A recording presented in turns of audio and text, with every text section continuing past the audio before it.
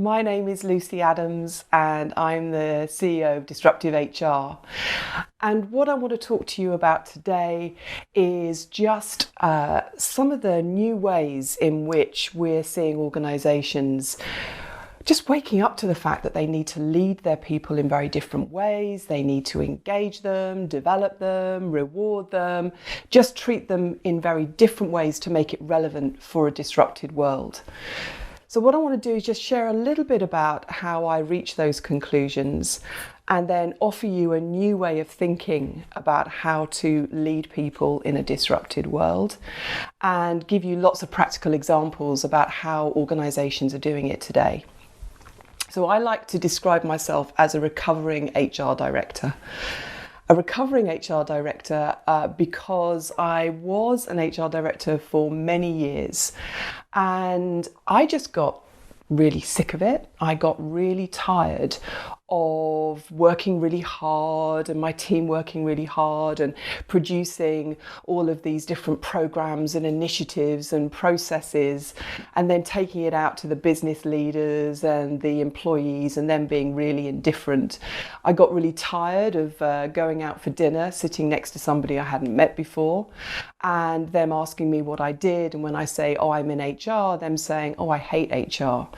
But mainly I got tired of producing old-fashioned and increasingly irrelevant ways of doing HR and realised that actually it just didn't cut it anymore and that we needed something very different. So I now run Disruptive HR, and it's an organisation that works with leaders and HR professionals to help them think very differently about the way that HR can be done, the way that leadership can be done. And if you like what you hear and you maybe want to access some free resources, then you're more than welcome to go to our website, disruptivehr.com, and on there you'll find plenty of blogs and diagnostics and things like infographics that might help you if you're interested. So let's start with a little bit about my background. I was the HR director for some fairly large organisations and most recently at the BBC. And the BBC, obviously large public service organisation, but also trying to compete with the likes of Netflix and YouTube and Amazon even. So we went going through some amazing changes in the time that I was there. I was there for 5 years.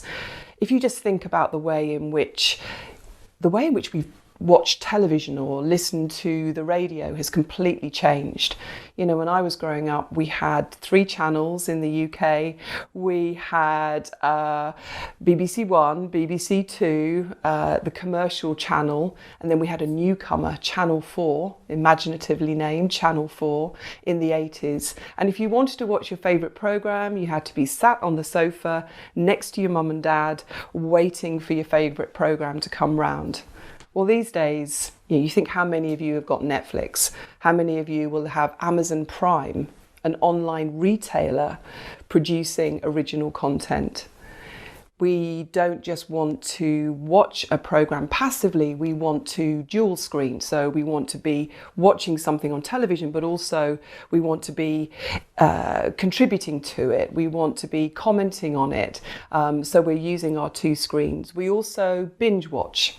You know, the days of waiting for your favourite programme to come round and waiting for that episode every week at 8 o'clock, you know, those days are gone. We want to download everything and watch it over the course of a weekend. Although Game of Thrones new season is proving quite tricky to do that with. We also want to start watching television in our living rooms, our lounges, and then we want to download it onto our phone or our iPad and watch it whilst we're travelling.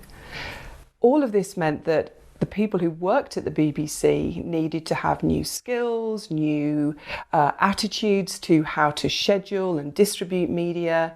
They needed to work in very different ways. They needed to get equipped for dealing with a very different competitive landscape. You know, I can remember being at the board meeting where we were told that Amazon, an online retailer, was going to start producing original television and radio television programs. And we just laughed, we were like, what are they going to do? A shopping channel? Within weeks, months, there they were producing incredible content. So, new skills, new attitudes, new ways of doing things. We also had to collaborate far more in the period I was there. The BBC, like many organisations, has a number of tribes. We have Tribe Television, Tribe Radio, Tribe Online, the newest tribe, Tribe News. And each of those tribes had really operated very, very independently of one another. In fact, their entire kind of rationale was, let's protect our own people, let's protect our own budgets, let's protect our own kit, let's protect our own audiences. And there wasn't a huge amount of collaboration going on. Well, digital kind of changes all of that, doesn't it? Is television a television product or is it an online product? And of course, it's both. So increasingly, our television people, our news people needed to collaborate with people in the online space. And that means that they have to think about how they work in very different ways. The team structures look very different. And as leaders and people in HR, our role is to create the conditions where people can collaborate very effectively with one another. In the 5 years that I was there, like many organisations, we were going through huge productivity challenges. We had to save 20% of our cost base, about £700 million a year. And we did that in the usual ways that organisations do it. You manage with 3 rather than 4, and you screw your suppliers a little bit more. But we also had to tackle legacy terms and conditions of our people that were no longer affordable. So if you worked for the BBC, you didn't expect the big salaries, but you did expect a job for life, and you expected to be looked after when you retired. So we had great pension benefits. And in the 5 years that I was there, we made compulsory redundancies for the first time in our history. And we also closed our final salary, our very advantageous benefits scheme for pensions. And this caused real anger from our people, a real sense of betrayal. The deal had changed and what they had expected just was no longer going to be there for them. So we had industrial action, strikes, and lots of complaints and a real sense of anger and betrayal. And obviously in HR, what you're trying to do is to manage your way through this and ensure that leaders are equipped to handle it. We also had the gig economy. So BBC has 20,000 staff, but 60,000 freelancers. And the old days where you would have a week-long induction program, directors aren't going to pay for someone to sit on an induction program for a week or an onboarding program for a week when they are paying for them. They want them on set immediately. And yet at the same time, we still want these freelancers to understand who we are, what our values are, what it means to work in our kind of organisation. We had the rise of social media, the impact of millennials with different expectations of the workplace. We had all of the things that many organisations are going through. And what I've realised since leaving the BBC and now working with pretty much every sector in lots of different geographies all over the world is that every organisation right now is looking for the same 4 things. They're looking for more agility to cope with the pace of change, to embrace change, to ensure that they are managing a level of disruption that is unprecedented. We're looking for more creativity, innovation to stay ahead of the competition.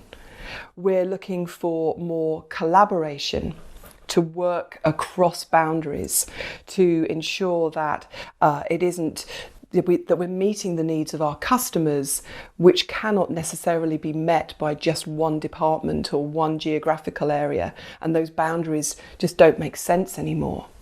And finally, we're looking for more productivity, more for less, all the time, more for less, more efficiencies. Every organisation in every sector, in every geography, is looking for more agility, more innovation, more collaboration, more productivity. And what have we got in HR to help us create the conditions where people can be more agile, innovative, collaborative and productive? We have the HR manual. And the HR manual was kind of written in about 1980, 1990, and is filled with heavy, big, clunky processes that really just don't make sense anymore. Maybe they never made sense. Maybe they were never really that impactful, but they're really obviously not working now. So what could a new model for HR doing things differently look like? Well, the model that I want to propose to you is called the EACH model. And the EACH model stands for employees as adults, consumers, and human beings. And what I'm going to do is I'm going to take you through that model briefly and give you examples about how organizations are treating their people more as adults, more as consumers, and more as human beings. So let's start with adult. So most organizations are incredibly parental. You know, we have the caring parent, and the caring parent is the parent that puts up notices in the loos saying, now wash your hands. I remember being at the BBC one afternoon, and it started to snow, and one of my team comes to me and says, oh, Lucy, it's time to write the all-staff email. I said, okay, what all-staff email is this? And they said, well, when it snows, we write to our people and tell them they should think about going home. I was like, well, they can't look out the window. What happens if they don't get the email? Do they just sit there waiting while the snow piles higher and higher? Of course they don't. They're grown-ups and they're completely capable of making a judgment about the weather and their journey to and from work. And yet something happens when they step over the threshold into the workplace. We feel that as leaders, HR, that we kind of need to look after them, that we need to protect them. If we have the caring parent, we also have the critical parent. And the critical parent is the one that writes all the rules, the one that puts together the processes based around the fact that we don't really trust our people. Well, we don't trust a small percentage of them. And yet what we do in organisations is we draft rules and processes and policies based around that lowest common denominator, based around that small percentage of people who are going to behave badly, and we apply it to everybody else. What we get with this approach to the caring parent and the critical parent is we achieve a level of compliance and passivity amongst our employees. People wait to do as they're told, and they largely do as they're told. They wait for permission. And yet the kind of people we need for the future, the kind of people that we need to cope with some of the disruptions like the ones I described at the BBC, is we need them to take risks. We need them to speak out. We need them to challenge. We need them to try new things. We're not going to get that if we continue to parent them. We're not going to get that from passive and compliant employees. So we're seeing a real move to, instead of treating people as if they were children, treating them as if they were adults. And what does this actually look like? Well, it looks like approach to rulemaking, policy making. You just have to look at an organisation like Netflix, who have done amazing work around this idea of freedom within a framework. So there are some broad guidelines, but ultimately we trust you at Netflix to use your judgment. We trust you to do the right thing. In fact, their expenses policy at Netflix is do the right thing by Netflix, not a list of 101 things that you can claim for, that you can't claim for. So freedom within a framework, trusting people to behave as adults, trusting people to do the right things. We see this in the area of things like dress codes. So company Legal and General, they have a dress code which is dress for your day. Not you can wear flip-flops, you can wear jeans, but not with a rip in them. Taking in the idea that actually people do know the right thing, and all we need to do is to provide some guidance and some light touch rulemaking and policy making to enable them to make those kind of decisions. It's not just approaches to rulemaking, though, it's also approaches to process development.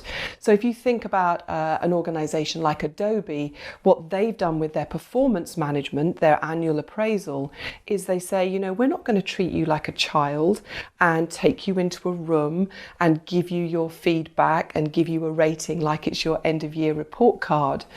Instead, what they say is, you're a grown-up.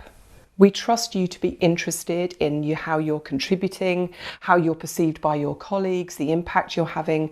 Therefore, we expect you to seek out conversations with your line managers and with your colleagues. Its approach to onboarding, a company in the States called Bazaarvoice. What they do is they say, you know what, we're not going to take you into a room when you first start and give you lots and lots of PowerPoint slides about what's expected of you.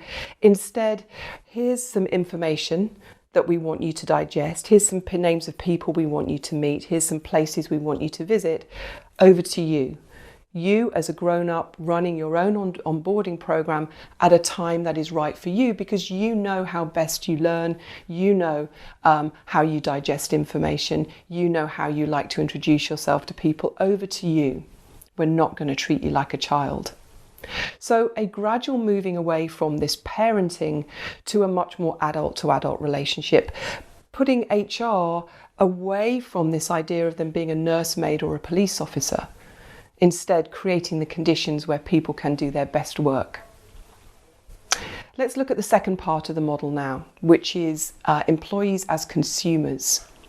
Now, you know that horrible expression, employees are our greatest assets? We hear that a lot.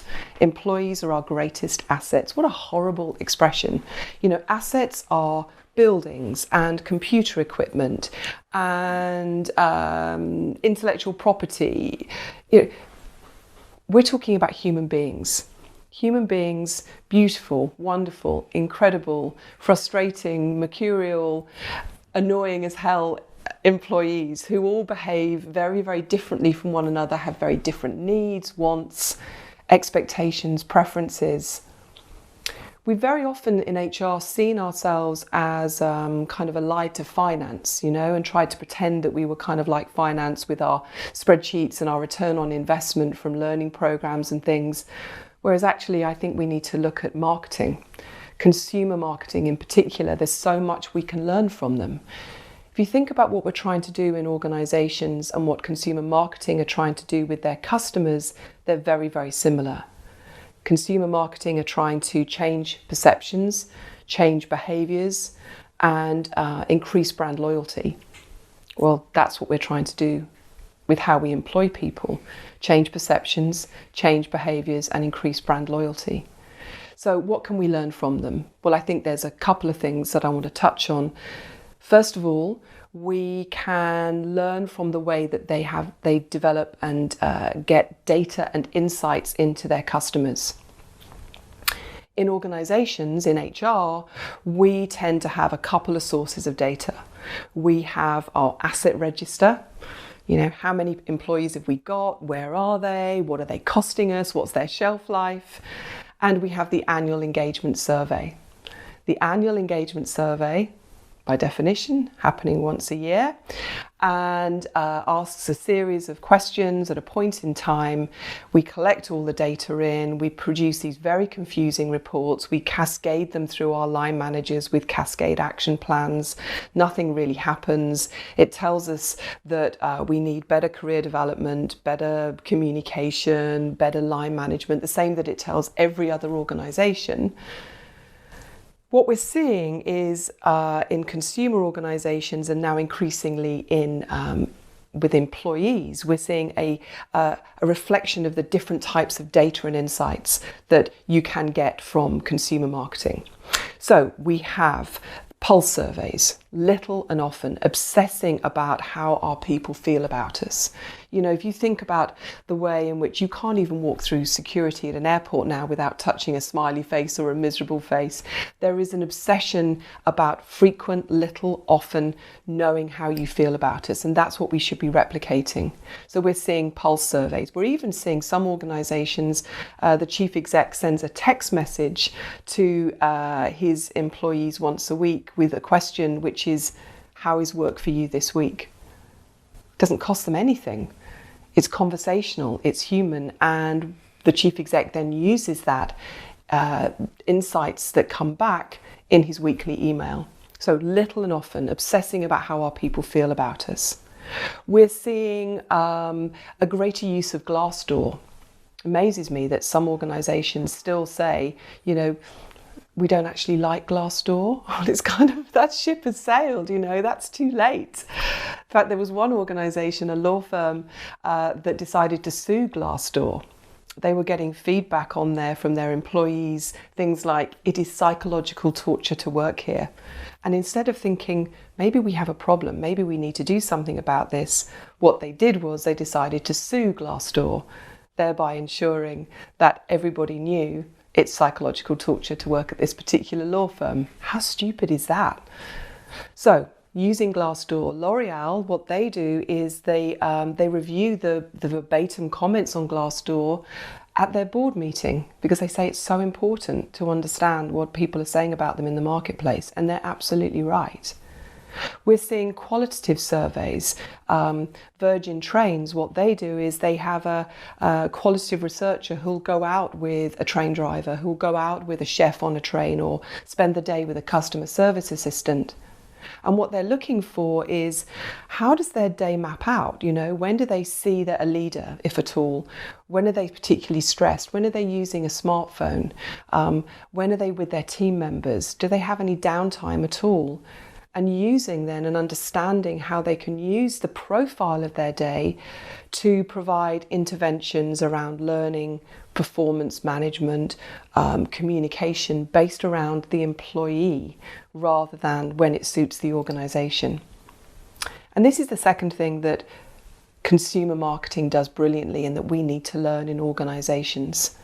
We need to understand that we cannot just provide one size fits all. We have to segment, we have to personalise, we have to consumerise the workplace, because that's what we expect in our human lives. Outside the workplace, we expect a level of personalisation that we just don't get in the workplace.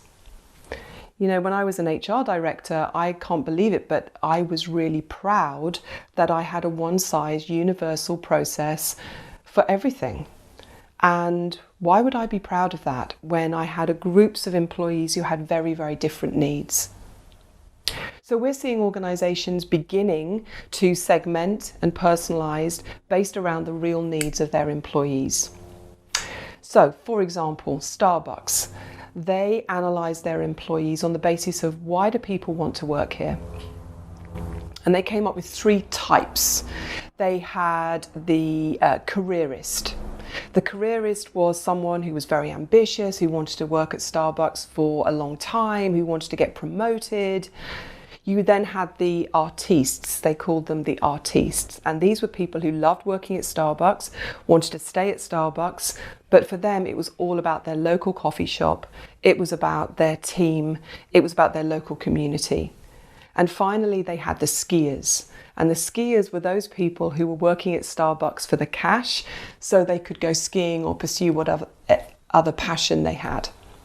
3 very different groups of people, very different needs. They then designed career development support based around the types of needs they had and provided different options. A consumer mindset, not one size fits all. We have the example of Wipro. So Wipro is a business process outsourcing organisation in India, had very, very high staff turnover. And they said, how on earth are we going to reduce this? And they decided to use the onboarding process. And they said, what if we, instead of an onboarding process being around telling people what's expected of them, broadcast, getting them to conform with us, how about if we used it to find out what is special and different about every person who joins us? So they, in the onboarding period, they did a problem-solving exercise, and they shared the results of that problem-solving exercise with the hiring line manager. Now, the rubbish line managers will do nothing with that level of insight. They just won't. But let's kind of not worry too much about them. Let's focus on the ones that might be able to do something a bit differently. So the line managers had new insights and were able to say, actually, this person likes to learn just by being left alone to get on with stuff. This person likes to learn through other people. So let's provide a different kind of social environment for them to get to grips with their new job. This person likes to do through trial and error. This person likes to have a lot of supervision. So I'm going to need to keep an eye out for this person and do a bit more hand-holding with this individual. Their turnover dropped 33% in the first 6 months, just by taking a very different consumer mindset and segmenting and personalizing and customizing, in this instance, the leadership style during the onboarding process. So we've looked at employees as adults, employees as consumers, finally human. And as an HR director, I used to very often go home at night and think, am I doing anything that is of real value to this organization? So much of what I did was develop big, bulky, heavy processes because I didn't trust managers to manage properly. And actually, when you look at those processes, the vast majority of them were not based around how human beings think, feel, behave, are intrinsically motivated, communicate with one another, learn. Let's just look at some examples. Let's take learning. So we still put people on long training programs, a day-long training program, a week-long training program.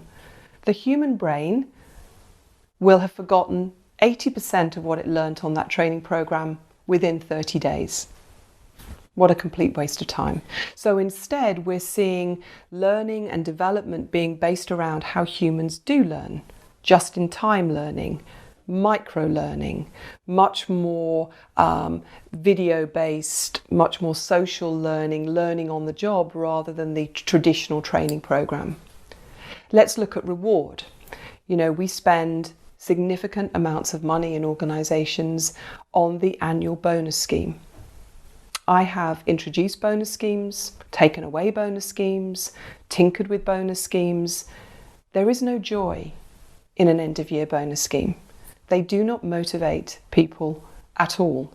What we tend to get is at best a sense of entitlement. Yeah, I got that last year. So instead, if we look at how people feel valued and rewarded, it's little and often. It isn't about a big lump sum at the end of year, net of tax.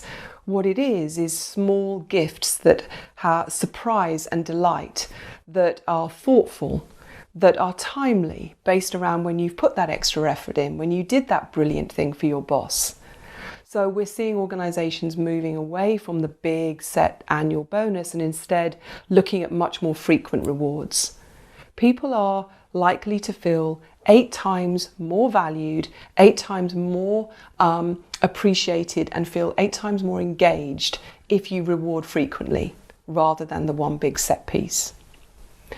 And finally, as an example of where we're seeing a real change and an adoption of more human practices is in the area of performance management. So performance management, the annual appraisal, was designed because we didn't trust managers to have a human conversation with their people. That's it. That's all we wanted. We wanted people in organisations to have conversations to help them perform a little bit better. But because we didn't trust managers to do that, we created this huge, big, bulky process, which means that we have objectives set at the start of the year, then we review in the mid-year or the end of year, we give them a rating. If we look at how people improve their performance, they hate to be categorized, so being given a rating actually leads to people feeling very defensive, they resist it. We save feedback up to give it all in one go at the end of the year, and yet we know that the human brain, if it's going to change behavior and adopt new ways of working, it needs to be getting regular feedback, having regular discussions when the behavior that needs to change is evidenced. We can't save it all up and give it all to people in one go. It just makes no sense whatsoever. So we're seeing organisations now getting rid of annual ratings and moving to more frequent conversations. We're seeing a move away from the annual setting of objectives to being much more frequent, and employees setting their own objectives because they're much more likely to be motivated if they've set it for themselves rather than had it handed down to them. Human practices. So, in summary, if we are going to create organisations that are equipped for the future, if we're going to have people in our organisations that are capable of being more agile, more innovative, more collaborative and more productive, we have to stop parenting them. We have to stop providing big, bulky, one-size-fits-all processes, and we have to stop putting in place processes based around the fact that we don't trust managers that in fact don't help human beings to change how they behave. If you're interested in looking at your organisation and how it marries up to the EACH model, there's a free diagnostic on our website, www.disruptivehr.com, and you'll get a customised report for your organisation.